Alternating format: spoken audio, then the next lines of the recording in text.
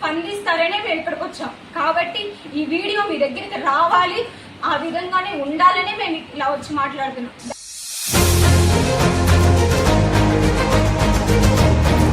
చిలకలూరుపేట అని పేరెత్తి ఈ విధంగా మాట్లాడాడో అదే వ్యక్తి క్షమాపణ మాకు చెప్పాల్సిందే.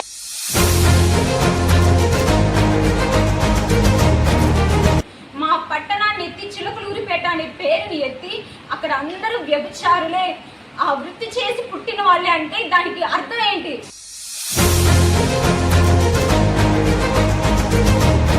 మీరు స్పందించకపోతే స్పందించే వాళ్ళ దగ్గరికే మేము వెళ్తాము, అంత దూరం మీరు తెచ్చుకోరు అని మేము అనుకుంటున్నాం. ఎందుకంటే మీ మాటను బట్టే మేము ముందుకు వచ్చాం. న్యాయం మా పక్షాన జరగాల్సిందే.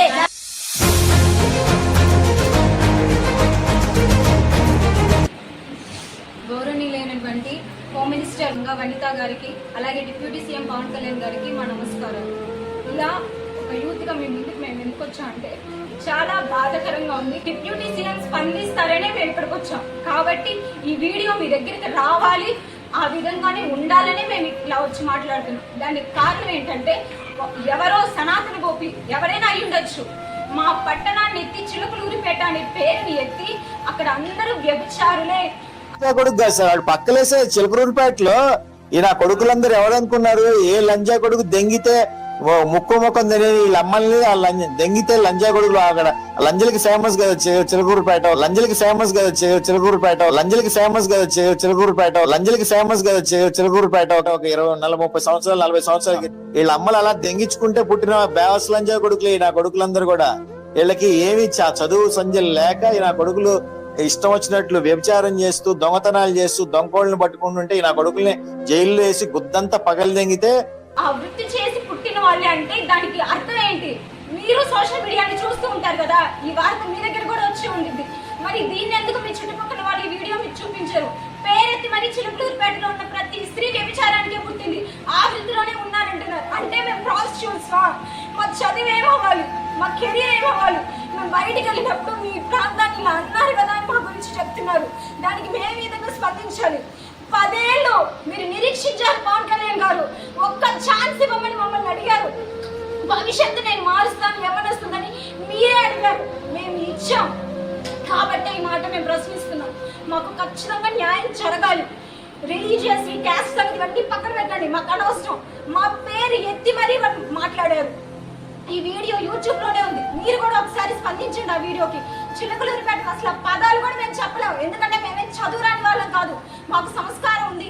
రేపు దినాన ఈ యొక్క దేశం భవిష్యత్తు మాదే అని మీరే మాట్లాడారు. మీరు స్పందిస్తారు అన్న ఆలోచనతోనే మేము ముందుకు వచ్చి మాట్లాడుతున్నాం. మా పక్షాన న్యాయం జరగాలి. మేము చదువుకుంటున్న వాళ్ళం, ఒక హాస్టల్స్ కానీ ఒక చోటకెళ్ళి వర్క్ చేయాల్సిన వాళ్ళం. మీరు ఎక్కడి నుంచి వచ్చారంటే మేము చిలకలూరుపేట అని పేరే చెప్పాలి. ఆ పేరు చెప్పకుండా ఒక కుక్క మామని ఈ విధంగా నోటికి వచ్చినట్టు మాట్లాడుతున్నారు. మీరు ఖచ్చితంగా దీని ఎదుట స్పందించాలి.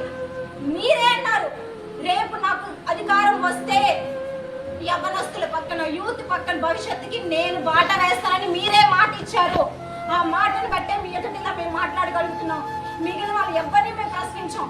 సామాన్యుడికి అధికారం ఇవ్వండి, పాలిటిక్స్ నేను మారుస్తానని మీరు మాట్లాడారు పవన్ కళ్యాణ్ గారు. ఆ మాటను పట్టుకొని మేము మాట్లాడగలుగుతున్నాం. ఖచ్చితంగా మాకు న్యాయం జరగాలి. నోటికి వచ్చినట్టు మాట్లాడుతున్నారు. ఇవాళ విషయాలు ఏమైనా ఉండొచ్చు, వాళ్ళు ఎంత గొప్పవాళ్ళైనా ఉండొచ్చు. ఒక పట్టణాన్ని పేరెత్తి మరి వాళ్ళు మాట్లాడుతున్నప్పుడు ఏమైపోయారు మీరంతా? ఎందుకని మీరు స్పందించట్లేదు? ఒక చిన్న ప్రతి విషయం మీ దగ్గరికి వస్తుంది కదా, ప్రతి దానికి ప్రెస్ మీట్లు పెట్టి మాట్లాడతారు కదా. మరి మా పట్టణాన్ని అంటే మేము ఒక ప్రాస్టిట్యూట్స్ లో ఈ దినాన మేము ఉన్నామా? ఈ రోజున మేము బయటికి వెళ్ళి సొసైటీలో ప్రాస్టిట్యూట్ ప్లేస్ నుంచి మేము వచ్చి వర్క్ చేస్తామని మేము అనిపించుకోవాలా సమాజంలో?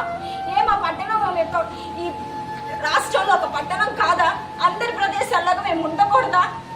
అలా మాట్లాడిన వాళ్ళు మీరు వాడికి శిక్ష పడాలి. ఏ విషయాల్లో అయితే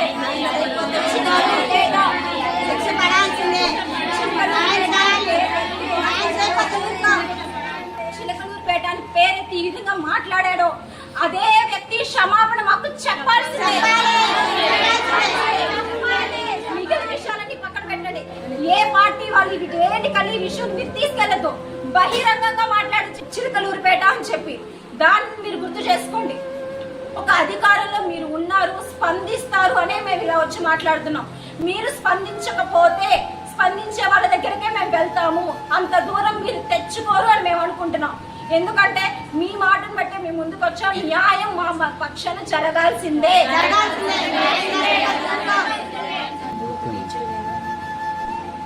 హోమ్ మినిస్టర్ గారు అనిత గారు, మీరు ఒకప్పుడు టీచరే.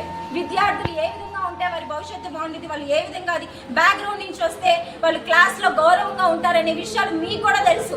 మీరు కూడా పిల్లల పక్షాన పేరెంట్స్ తో కూడా మాట్లాడే ఉంటారు కదా. మరి మీరెందుకని విషయాలు ఆలోచించట్లేదు? మీరు హోమ్ మినిస్టర్ అయిపోయిన తర్వాత ఆ వృత్తిని మర్చిపోయారా? ఒకసారి జ్ఞాపకం చేసుకోనండి, మీరు గుర్తు తెచ్చుకోండి. విద్యార్థులు అనే వాళ్ళు ఎలాంటి బ్యాక్గ్రౌండ్ నుంచి వస్తే తక్కువగా చూస్తారు, ప్రస్తుతం ఉన్న సమాజంలో అనేది మీకు కూడా ఒక ఐడియా ఉండిద్ది. ఆ జ్ఞానం మీకు ఉంది కదా.